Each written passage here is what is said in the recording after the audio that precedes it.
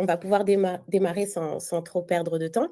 Je me présente, je suis Johanna, je suis Customer Success Manager chez Kizeo depuis, le mois d'octobre 2023.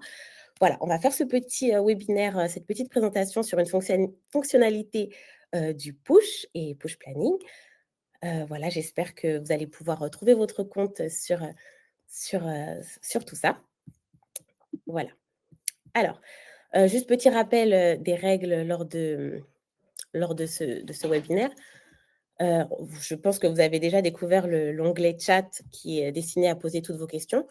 On va essayer de se cantonner aux questions, concernant, la fonctionnalité du push et je vous demanderai aussi de poser vos questions, au fur et à mesure et elles seront traitées, à la fin du webinaire par mon collègue, Yannick, voilà, qui essaiera de répondre à la plupart de vos questions et aussi, bien sûr, seules les questions sur le push seront traitées. Voilà. C'est aussi mon premier webinaire, donc je suis très heureuse de vous retrouver et voici le programme. On va parler du push, voir un petit peu à quoi ça sert. Je vais vous montrer le formulaire, et le paramétrage du push, parce que c'est primordial d'avoir un bon paramétrage pour ne pas avoir trop de couacs, pour ne pas avoir de couacs du tout. Ensuite, je vais vous faire une petite démo, en faisant un import push simple, avancé et aussi, en créant une intervention sur le planning de Kizeo Forms et puis enfin, nous verrons, la boîte de réception sur l'application mobile en visionnant, la vue liste, la vue carte, la vue planning. Hop. Voilà. Alors, peut-être retirer ça, c'est pas joli.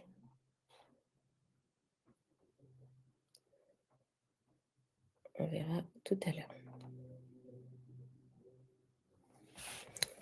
Alors, bienvenue sur ce petit formulaire. On a nos différents champs, auxquels on va faire appel, dans notre configuration de notre import push. Donc, vous voyez, on a le nom du client, et cetera. On peut mettre les informations qu'on veut parce que le push va nous servir à pré-remplir nos formulaires et à les envoyer à nos intervenants sur le terrain.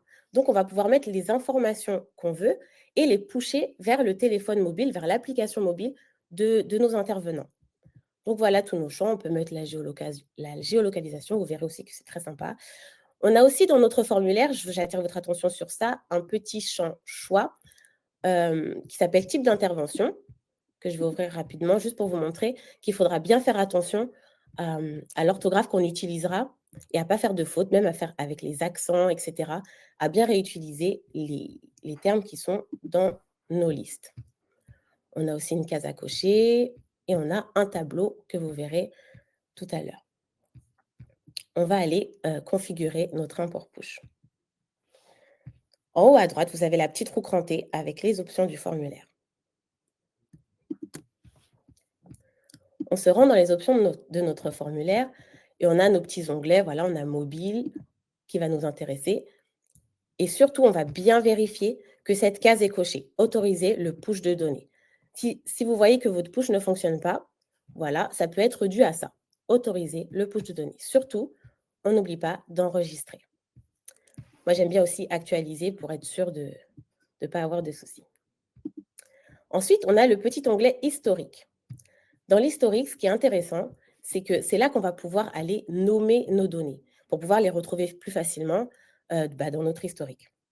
L'historique, c'est là où on va gérer vraiment l'ensemble de nos données. Ici, on fait appel au champ nom du client, qui s'appelle nom du client, mais on peut faire appel au champ qu'on veut pour pouvoir nommer nos données. Et le sous-titre sera le nom de la ville. Voilà. Ça, on ne va pas s'intéresser aujourd'hui. Aujourd'hui, on va s'intéresser à la configuration de notre import push. Alors, ça va se présenter comme ceci. Voilà. Et vous voyez qu'ici, on est sur la configuration du formulaire principal. Pourquoi? Parce que vous le verrez après, on peut aussi configurer le tableau, mais c'est une configuration à part. Le formulaire principal. Nombre de lignes à ignorer, 1. Il s'agit en fait de l'entête de votre fichier Excel. Vous le verrez dans un instant. Et on a déjà configuré, là on a déjà préparé les choix des différents éléments qu'on va appeler sur le fichier Excel et qu'on va pouvoir renseigner dans notre fichier Excel pour nos intervenants. Voilà. En cliquant sur le plus, on ajoute, en cliquant sur le moins, on retire. Et on peut slider aussi les différents champs de gauche à droite pour les enlever, les retirer, les mettre comme vous voulez. Et surtout, on n'oublie pas d'enregistrer. Pensez aussi à rafraîchir, je regarde juste rapidement, hop, pour être sûr. Pensez aussi à rafraîchir, enregistrer et actualiser. Maintenant, je vais télécharger, hop, mon modèle Excel qui va venir avec cette configuration-là que nous avons préparée. Hop, je vais vous montrer rapidement. C'est pas très joli, mais au moins c'est là. Voilà. J'espère que vous voyez bien. Au niveau de la première colonne, on a les utilisateurs, c'est vers qui je vais envoyer ma donnée, auquel de mes intervenants. Par exemple, je peux tout simplement mettre que je me l'envoie à moi-même ou à mon collègue Bastien. Voilà. Ensuite, ici, je vais renseigner déjà ma donnée. Je vais déjà commencer à renseigner ma donnée avec le nom du client parce que je suis au bureau, j'ai déjà toutes les informations et je veux les transmettre à mon intervenant.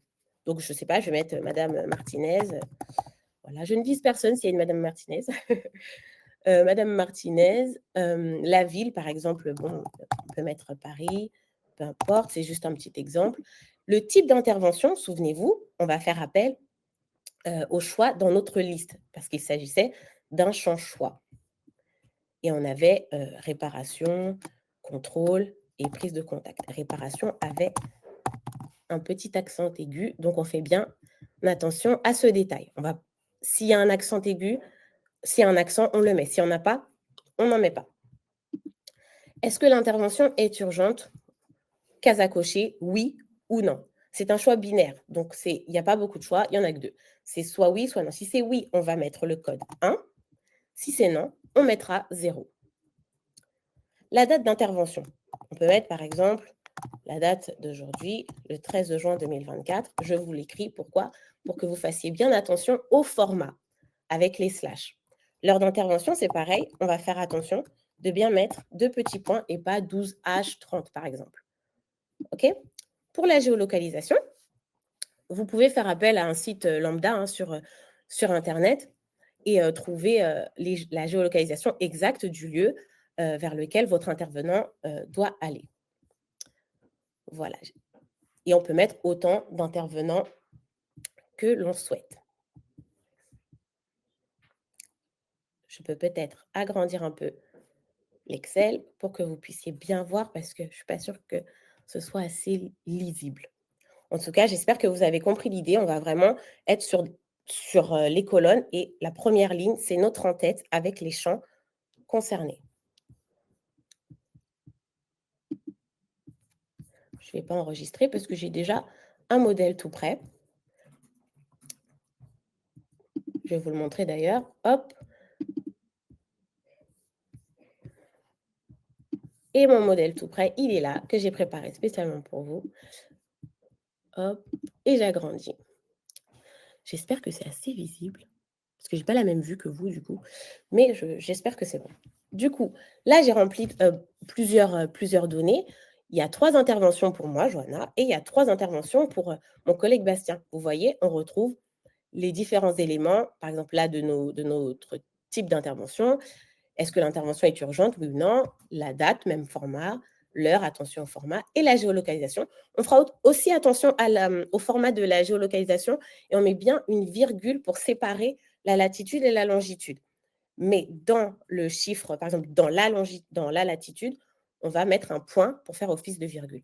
Ces petits détails-là ont leur importance parce que parfois, ça peut, après, ne pas être reconnu par la géolocalisation de Kiséo. Ce sont des degrés décimaux. Comme je vous l'ai dit, vous pouvez trouver facilement sur Internet. En mettant votre adresse, vous retrouverez la géolocalisation. C'est exactement ce que j'ai fait du coup. Voilà. Hop. Donc, où est-ce que je vais aller mettre mon fichier Excel qui est tout prêt? Comme je vous l'ai dit tout à l'heure, il y a un endroit où on traite toutes les données, c'est dans notre historique. On peut le retrouver en haut à droite avec la petite feuille et la loupe que je vais ouvrir ici. Mon historique, vous le voyez là, il est vide. Et ce que je vais faire, c'est que je vais aller récupérer mon fichier Excel pour l'importer. Donc, je vais faire mon import push à partir de mon historique. Je vais cliquer sur le bouton bleu Import CSV Excel. J'ai une petite fenêtre blanche qui s'affiche, comme vous pouvez le voir. Et je vais aller parcourir pour récupérer, ou alors je peux le récupérer ici. J'ai plusieurs manières. Hein. Et je vais aller parcourir. Je vais aller sur mon bureau. Oups. Webinaire. Import push simple. Et ouvrir.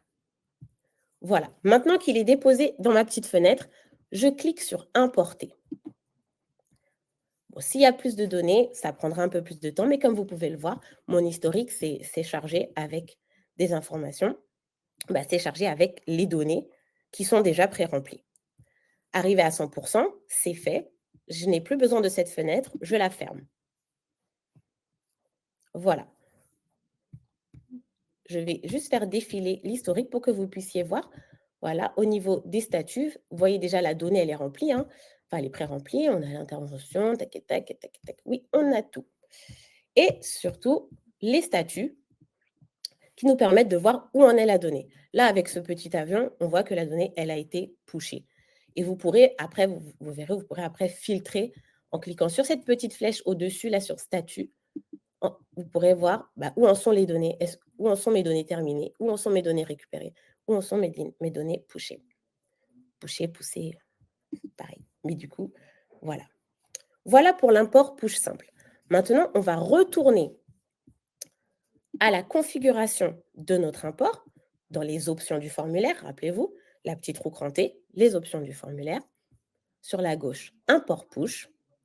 Et là, on sait, attention, je vous montre juste le formulaire, on sait qu'on a un tableau. On peut avoir plusieurs tableaux dans notre formulaire, mais là, en l'occurrence, nous en avons un qui s'appelle lieu à inspecter avec diverses informations, donc aussi des champs à remplir. Voilà, un champ de saisie, un champ en liste, ça peut être tous les champs que vous souhaitez. Et on a une petite partie à remplir par l'intervenant. Donc, vous vous doutez bien que cette partie-là, on ne va pas aller la mettre dans notre configuration pour la pré-remplir. Retour vers ma configuration. Ici, je suis dans le formulaire principal et je vais aller sur mon tableau. Donc, si j'ai plusieurs tableaux, j'aurai une liste avec plusieurs noms de tableaux. On est d'accord. Mais là, pour le coup, j'en ai qu'un seul.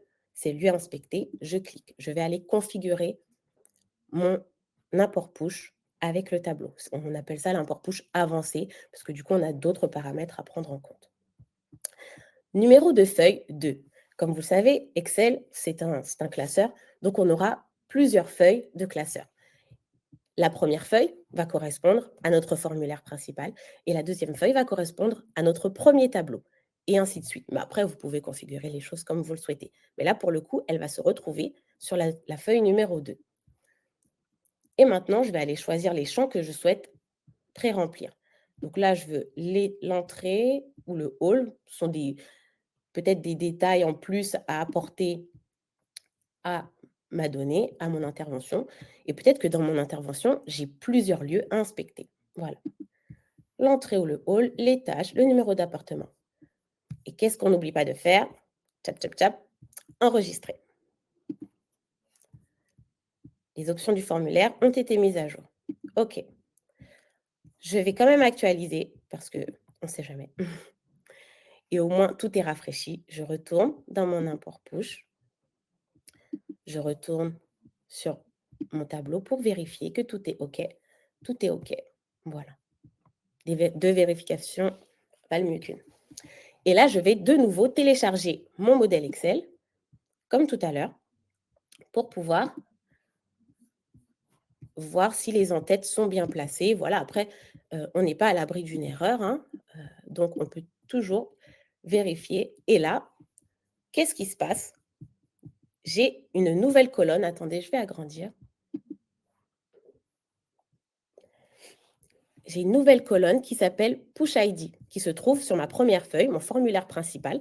C'est la même chose que tout à l'heure, où je vais pouvoir renseigner vers qui j'envoie, vers quel identifiant utilisateur. Oui, ça, je n'ai pas précisé, mais l'utilisateur, c'est l'identifiant. Donc, si vous, dans vos utilisateurs, vous avez des, des- des- des- des utilisateurs qui s'appellent, qui ont comme identifiant 1, 2, 3, 4, 5, alors il faudra mettre 1, 2, 3, 4, 5. C'est vraiment le nom de l'identifiant. Donc voilà, pareil, hein, si je dois envoyer une intervention à Joanna, une autre à Bastien, et que c'est pour tel client, bon, toujours Martinez, parce que du coup, je n'ai pas d'idée. Hop. Je vais augmenter un petit peu la résolution. C'est vrai que je ne me rends pas bien compte de ce que vous voyez. Hop. Est-ce que c'est mieux là? Non, c'est pas mieux. Et ça ne veut pas. Voilà, comme ça. Là, je pense que c'est mieux. Ça m'a l'air pas mal. Donc, je renseigne toujours mes informations. Comme tout à l'heure, c'est la même chose. Je ne vais pas aller plus loin. Et mon push ID. Mon push ID va me servir à faire correspondre la ligne de ma donnée avec les différentes lignes de tableau. Les différentes lignes de tableau, elles sont ici, tout en bas de mon classeur. Je vais retrouver mon tableau lieu inspecté dans la feuille numéro 2 de mon classeur. Et regardez, j'ai une autre colonne qui s'appelle Push Parent ID et qui, du coup, va me permettre de faire correspondre les deux. En fait, c'est pour définir quelles lignes de tableau sont associées à quelles données.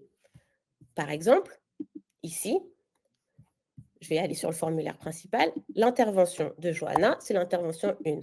L'intervention de Bastien, c'est l'intervention 2. D'accord? Push ID 1, push ID 2.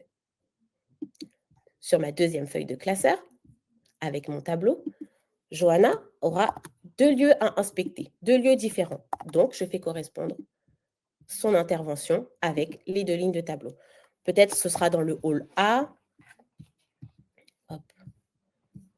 Je zoome un peu. Hein. Voilà. Je zoome encore un petit peu. J'espère que c'est bon comme ça. Hein. Hop. Super. Entrée A, étage 2 par exemple. Attention parce que étage, c'était un champ liste. Donc, si par exemple, le champ liste, il s'arrête à 8, vous ne pourrez pas mettre 9. Donc, ça, c'est juste des petits détails, mais auxquels il faut faire attention. Donc là, exemple étage 2, appartement 234. Peu importe. Deuxième ligne de tableau, donc deuxième intervention pour l'intervention de Johanna. Ce sera dans le hall C, étage 1, appartement 14. Et dans mon formulaire principal, rappelez-vous, Bastien, c'est le numéro 2, le push ID 2. Et je vais faire correspondre. Lui, il a, je ne sais pas, peut-être 3-4 interventions. Donc, il aura 3-4 lignes de tableau. Voilà, 4 lignes de tableau. Et pour lesquelles je peux renseigner les mêmes informations. Comme tout à l'heure, je ne vais pas tout remplir et je vais vous montrer mon exemple. Mon exemple tout prêt pour vous. Hop, ne pas enregistrer. Et le voici. L'import push avancé.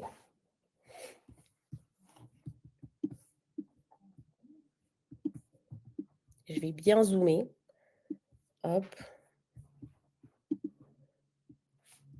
Vous voyez, là, par exemple, j'ai 6 interventions. 3 interventions. Attendez, hop, je vais vous montrer ça bien cadré. J'espère que c'est assez grand. Hop. 3 interventions pour Johanna, 3 interventions différentes, 3 interventions différentes pour Bastien. Mais dans chaque intervention, il peut y avoir plusieurs lieux à inspecter. Donc, je fais correspondre les interventions, donc mon push ID ici, avec mon push parent ID. Sur la deuxième feuille de mon classeur que je zoome. Désolée si ça bouge trop. Voilà, je ne veux pas vous donner la nausée, c'est vraiment juste pour vous faciliter la visibilité. Du coup, voilà. Là, vous pouvez le voir, on a un exemple complet. Première intervention, il y aura 3 lignes de tableau. Deuxième intervention, 2, et ainsi de suite. J'espère que pour vous, c'est clair. Là, j'ai mis entrée hall ou hall A j'ai mis aussi des chiffres pour vous montrer qu'on peut mettre des chiffres, des lettres. Voilà, il n'y a pas de différence là-dessus. Maintenant, je referme et je vais vous montrer de ce pas. De la même manière qu'on a mis l'import push simple, qu'on a mis notre fichier Excel pour cet import push simple, on va faire de la même manière pour l'import push avancé.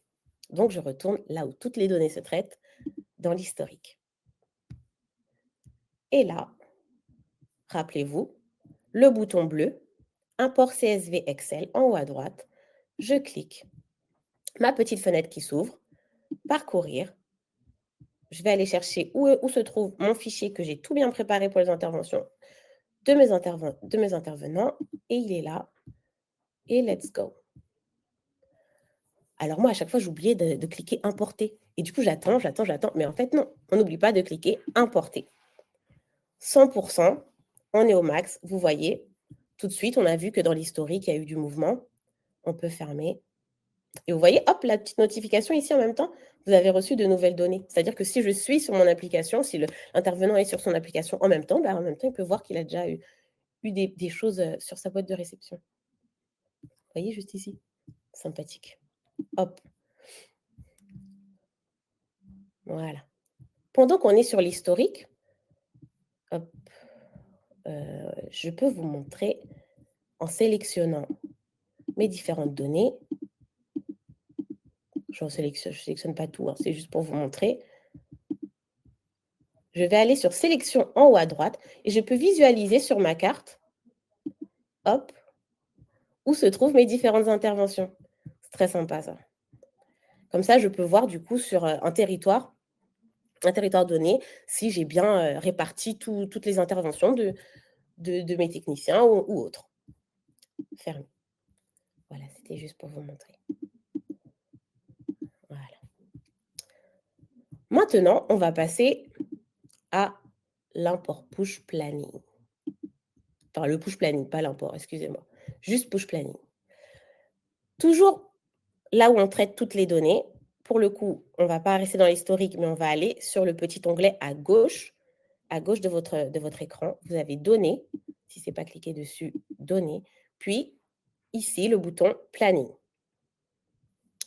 J'ai envie d'aller par là. Données, planning.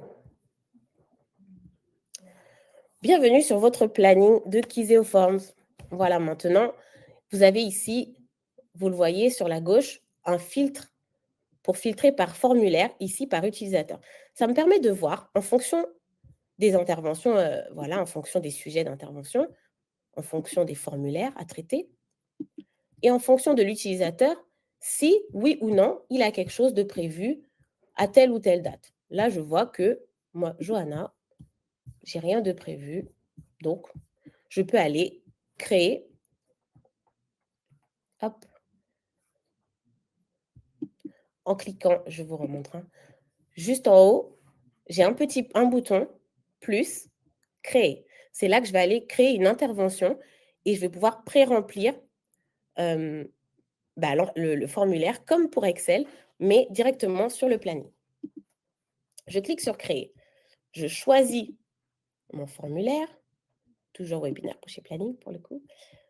Voilà, je vais laisser au 13 juin, mais je peux mettre la date que je veux et je peux mettre l'heure que je souhaite. Voilà, il n'y a pas de... Voilà, c'est vous qui voyez en fonction. Je vais mettre 12h30. Une intervention de 9 minutes, c'est pas beaucoup. Et je sais pas, 14h. Voilà, enregistrer. Quand j'enregistre mon intervention, j'ai une saisie web qui va s'ouvrir. Donc moi, je suis toujours au bureau. Je peux, depuis mon bureau, préparer mon intervention. Oups, il y a beaucoup d'infos. Alors là, je vais mettre toujours Martinez, hein, on va rester sur la même personne. Voilà, Élodie, joli prénom. Et on peut mettre l'adresse précise, on peut mettre la ville précise, on peut, voilà, et mettre les informations. On peut aussi se géolocaliser, mais là, pour le coup, ça n'aura pas grand intérêt, puisque je suis au bureau, je n'ai pas besoin de donner ma géolocalisation, mais c'est plutôt mon intervenant qui va pouvoir aller fixer la géolocalisation. Voilà. Ensuite, je vais choisir mon type d'intervention, une prise de contact par exemple. L'intervention n'est pas spécialement urgente. La date, je peux aussi la modifier ici, mais encore une fois, on est sur le planning, donc pas besoin de modifier la date. Mais sur son mobile, l'intervenant peut, en cliquant sur le petit calendrier, modifier la date au cas où il aurait fait l'intervention avant ou s'il l'aurait faite en retard. Pareil pour l'heure, ça va me donner l'heure de maintenant et comme ça, on voit tout de suite à quelle heure l'intervention a été faite. Pour aller faire ma saisie tableau, je peux cliquer sur mon petit quadrillage sur la droite et hop, pareil, je vais aller mettre les infos. Vous voyez, étage, je choisis 6, appartement 65 et voilà. Je ne remplis pas cette partie, bien évidemment. Statut de l'intervention, c'est fait ou pas fait. Et j'enregistre. J'enregistre ma ligne de tableau. OK. Donc là, vous voyez, j'ai une première ligne de tableau. Je peux le faire autant de fois que je le souhaite, mais là, j'en ai pas besoin. Je vais faire retour. Donc là, je retourne, j'enlève la ligne de tableau. Voilà. Ma saisie est terminée, ma pré-saisie est terminée. Je vais maintenant envoyer cette donnée, la pusher vers le planning de mon intervenant sur le terrain. On fait bien attention ici, c'est vrai que ça peut porter à confusion, le bouton envoyer puis transférer. Mais en fonction de ce qu'on veut faire, on se souvient que là, hop, je veux transférer la donnée. Enfin, je veux la pusher vers le planning de qui? De Johanna. Voilà. Voulez-vous transférer à Johanna? On confirme. Oui. On peut retourner sur l'historique et voir. On peut rafraîchir, toujours rafraîchir. Voilà. Et voir nos données qui ont été pushées. Vous voyez, celle de Martinez Elodie, c'est la seule où il y a le prénom. On la retrouve là. Elle n'a pas de géologue parce que pour le coup, on ne sait pas géolocaliser et on n'a pas inséré de données de géolocalisation. Et voilà. Donc là, on a fait le tour de notre configuration. On était sur notre formulaire, on a fait le tour de notre configuration sur les options du formulaire avec l'import push. Souvenez-vous, voilà, donc tout est fait. On a intégré, on a pushé des données vers nos utilisateurs et aussi on a pushé dans le planning de l'utilisateur. Vous voyez, juste ici. J'ai filtré, je vois l'intervention sur le planning. Hop, regardez bien le statut des données. Maintenant, ce qui va être intéressant aussi, c'est d'avoir une vue sur la boîte de réception et de voir ce que ça donne pour nos intervenants terrain. Alors, là, on va se concentrer sur la partie téléphone. Hop, alors, je vais aller, vous voyez là, j'ai ma liste de formulaires. Tout en bas, j'ai 4 boutons. Formulaire, réception, données, serveur. Je vais aller là, en plus, j'ai la petite notification. Je vais aller sur la boîte de réception. Je clique dessus. En cliquant sur ma boîte de réception, je me retrouve par défaut sur ma vue liste. Ma vue liste, c'est simplement la liste, comme ici, ma liste de données. Là, on est sur le profil de Johanna. Du coup, je vais voir que mes interventions qui ont été pushées vers mon identifiant Johanna. Ensuite, tout en haut, donc vous avez vu liste, carte, planning, je peux voir ma vue carte. Je clique sur carte au milieu et j'ai une carte du coup avec l'ensemble des interventions vers lesquelles je dois me rendre. Par exemple, si je clique sur Bordeaux, sur la petite épingle Bordeaux, j'ai une petite fenêtre blanche, mini fenêtre blanche qui apparaît avec le nom de mon client et la ville. En cliquant dessus, cela va m'ouvrir la donnée déjà pré-remplie à saisir. Hop. Aussi, je vois que mon client, Monsieur Roland, en cliquant sur Naviguer, si la navigation veut bien, comme on est à l'intérieur, je ne suis pas sûre que ça fonctionne, mais en tout cas, à l'extérieur, ça fonctionne bien. Voilà, il ira m'amener vers ma destination qui m'a été transmise. Je retourne sur Kizeo Forms. j'ai vu ma vue liste, j'ai vu ma vue carte, super cool. Et j'ai vu ma vue, et je vais voir ma vue planning. Ma vue planning, regardez en cliquant sur la petite flèche, je vois l'ensemble de mon planning sur plusieurs mois, par exemple. Et hop, les données. Bah, par contre, j'arrive pas à... Oups. Ah ben, je vais aller sur mon intervention, ce sera mieux. Voilà. Le 13 juin, il y a toutes ces données-là parce qu'on les a pushées aujourd'hui. Mais il y a aussi la donnée qu'on a prévue à midi 30, pardon. Vous voyez, celle de Madame Martinez. Mais toutes les autres sont aussi pour ce jour parce qu'on les a pushées aujourd'hui. Je vais juste rafraîchir mon historique pour que vous puissiez voir ce qui s'est passé.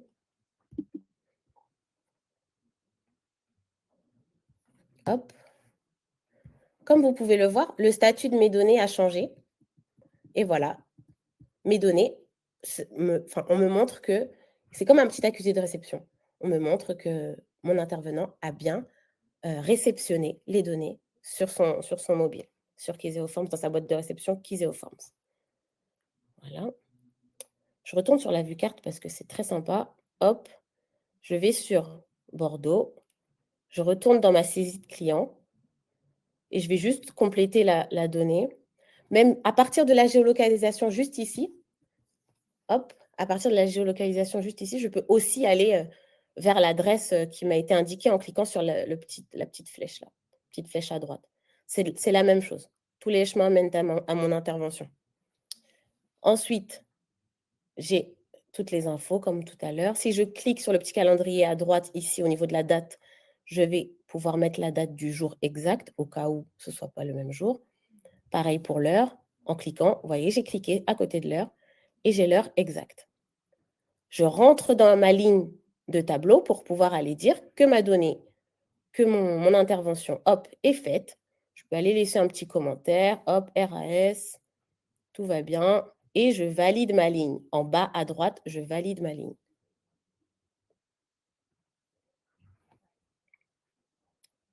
Il veut bien. Tchuc. Voilà. Deuxième ligne, pareil. Fait. Hop. Pas de problème. Je valide ma ligne. Tout en bas, j'ai ma petite signature. Je signe. Bon, je ne suis pas gauchère. Sorry. Hop. Et je valide. Et bien sûr, pour finaliser tout ça, je vais maintenant enregistrer ma donnée et l'envoyer, du coup, complète. En bas à droite, avec mon petit avion en papier, je clique. En cours d'envoi, le formulaire webinaire push et planning a bien été envoyé. En rafraîchissant mon historique, donc moi je suis au bureau, je vérifie, hop, bah déjà j'ai une date d'enregistrement, donc c'est pour dire que ça a été au moins enregistré, et ma donnée est terminée. Voilà, saisie, pré-remplie, terminée. Juste en me positionnant dessus, de toute façon on me dit ce que c'est. Hein. Données pré-remplies, présentes sur le mobile, et là, saisie, pré-remplie, terminée. Et voilà pour la présentation. J'espère avoir fait le tour de cette fonctionnalité du push. J'espère avoir été claire. Je pense maintenant qu'on va pouvoir laisser la place aux questions. J'espère que vous en avez beaucoup pour mon super collègue Yannick. Et je lui laisse la place. Merci de m'avoir écouté et à bientôt. Bye bye.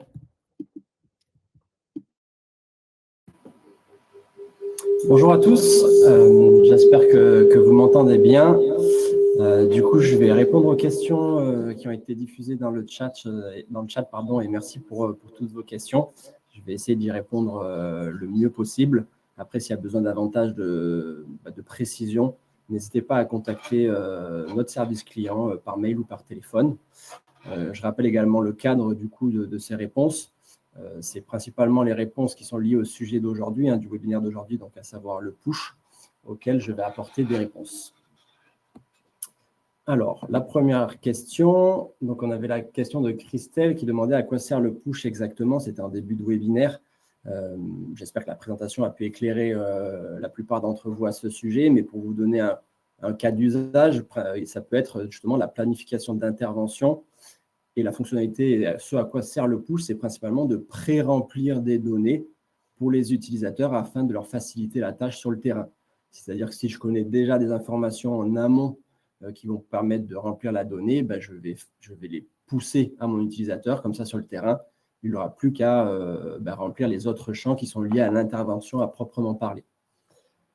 Voilà pour cette première question. Ensuite, on avait Brice qui nous disait qu'il avait actuellement donc, des données de ses clients sur probablement un formulaire Kiseo Forms et il demandait s'il pouvait se baser dessus pour faire son push. Donc oui, en fait, le prérequis à cela, c'est vraiment de faire matcher l'Excel d'export de ces données de son formulaire d'information client avec l'ordre des colonnes du push. Mais oui, ça peut être, par exemple, j'ai un formulaire où je vais renseigner toutes les informations sur mes clients, l'adresse, le nom, etc. Donc, c'est pour me constituer ma base, mon annuaire de clients. Et je vais pouvoir exporter toutes les données de ce formulaire sous la forme d'un Excel list, par exemple, et me servir de cet export Excel pour aller pousser des données sur un formulaire de visite client, d'intervention chez le client. Comme ça, je vais pré-remplir tous les champs qui concernent l'identité de mon client sur ce deuxième formulaire. Ça marche dans le cas où vous utilisez un formulaire Kiseo Forms pour créer vos fiches clients, mais ça peut être aussi issu de toute autre base que vous pouvez avoir par ailleurs. Si c'est un format Excel et que les colonnes correspondent bien au champ du formulaire sur lequel vous pushez les données, et bien à ce moment-là, ça marchera sans souci. Ensuite, on avait la question d'Alexis qui nous demandait, dans le cas d'import de données erronées, est-ce qu'on peut les supprimer de l'historique? Alors oui, comme toutes les données qui sont enregistrées sur Kiseo Forms, un administrateur peut supprimer les données depuis l'historique. Dans le cas de données poussées, qui sont présentes dans la boîte de réception d'un utilisateur, elles seront également supprimées de la boîte de réception si elles sont supprimées sur l'historique. Ensuite, on avait Geneviève qui demandait comment, dans le masque Excel du push, définir les valeurs multiples d'un champ lié à un choix multiple. Donc, quel séparateur on utilise entre ces valeurs? Ça, c'est des questions qui sont valables pour le champ liste et le champ choix. Quand vous avez le paramétrage de votre push sur le fichier Excel, vous n'avez qu'une seule colonne pour votre champ choix ou votre champ liste. Si vous voulez renseigner plusieurs valeurs à l'intérieur, il faut d'une part qu'elles correspondent bien à ce qui est renseigné dans votre liste ou dans votre choix. Comme disait Johanna, à l'accent près, à la majuscule près. Et il faut séparer les valeurs par une virgule. Voilà, donc entre chaque valeur de votre liste, vous mettez une virgule et comme ça, sur la donnée pushée, l'utilisateur retrouvera bien l'ensemble des valeurs que vous avez poussées. Ensuite, une question de Brice. Existe-t-il une vision type calendrier pour planifier les interventions ou c'est uniquement par Excel? Donc, la question avait été posée avant la présentation du push par le planning. Donc, je pense que c'est lié à ça et la réponse a été apportée par Johanna par la suite. Donc, oui, on peut planifier des interventions en passant par le planning, donc directement en saisissant et en remplissant les champs dans le planning. Ensuite, on a Alexis qui nous demandait s'il était possible de faire un push qui génère directement une soumission du formulaire. Alors, il y avait d'autres précisions sur le chat, mais de ce que j'ai compris, c'est est-ce qu'on peut se servir du push pour enregistrer directement des données dans l'historique du formulaire? La réponse est oui. Dans ce cas-là, dans le paramétrage du push sur le formulaire, il ne faut pas sélectionner la partie destinataire. Donc, ça veut dire que dans votre Excel, là où vous allez pouvoir mettre les valeurs de push, vous n'aurez pas la colonne qui correspond au destinataire du push, mais vous aurez simplement les colonnes qui correspondent au champ de votre formulaire. Dans ce cas, même process, vous allez sur l'historique, vous importez votre fichier, et comme il n'y a pas de destinataire, les données seront créées directement dans l'historique du formulaire et elles seront en statut enregistré et non pas en statut poussé.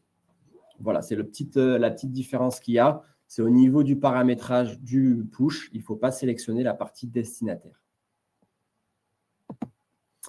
Ensuite, une question de Pascal qui nous demandait s'il était possible de différer l'envoi des pushs.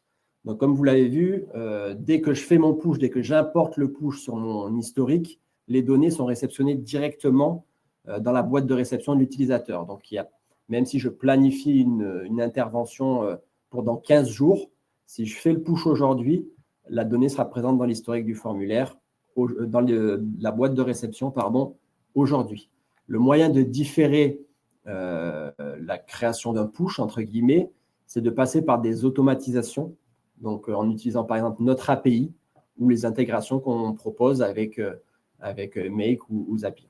Voilà, donc ça va demander un peu plus de travail, un peu plus de connaissances, notamment à travers l'utilisation de l'API, mais vous allez pouvoir en fait programmer des scénarios qui vont se répéter à intervalles réguliers et qui vont générer un push automatiquement à la date que vous souhaitez, sans que vous ne soyez en train de le faire derrière votre ordinateur sur l'historique du formulaire.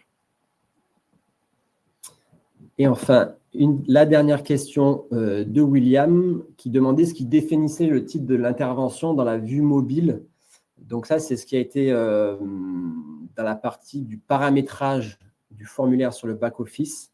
Dans les options du formulaire, dans la partie mobile, vous allez sélectionner un titre et un sous-titre pour vous donner. Donc, c'est vraiment dans la partie du paramétrage du formulaire et vous sélectionnez un champ de votre formulaire. Pour qu'il y ait une information qui soit visible sur le mobile du destinataire, il faut bien entendu que les champs que vous avez sélectionnés en titre et en sous-titre aient été pré-remplis lors du push. Sinon, ce sera vide. Voilà. Mais du coup, ça se passe dans le paramétrage du formulaire, dans les options du formulaire. Vous pourrez le visionner, ça, dans le replay. Johanna l'a montré en tout début de webinaire. Voilà pour vos questions. J'espère y avoir répondu de la meilleure des manières. Merci encore pour votre participation au chat et aux questions que vous nous avez posées. Sachez que du coup, Kiseoforms propose un centre d'aide dans lequel vous allez pouvoir retrouver l'ensemble des tutoriels qu'on propose sur le thème du push notamment, mais aussi sur d'autres thèmes pour vous aider dans la conception de vos formulaires et vous aider dans la prise en main de Kiseoforms. Vous y retrouverez aussi sur ce centre d'aide toutes les informations sur le prochain webinaire que nous allons proposer et vous pourrez vous y inscrire par ce biais. Ici, on vous met à disposition la liste des tutoriels à retenir pour la thématique du push. Donc, il y en a quelques-uns, vous les voyez ici, je ne vais pas tous les énoncer, mais globalement, quand vous vous rendez sur le centre d'aide et que dans la barre de recherche, vous tapez le mot-clé push, vous tomberez sur tous les tutoriels qui font référence et qui pourront vous aider dans la mise en place de cette fonctionnalité.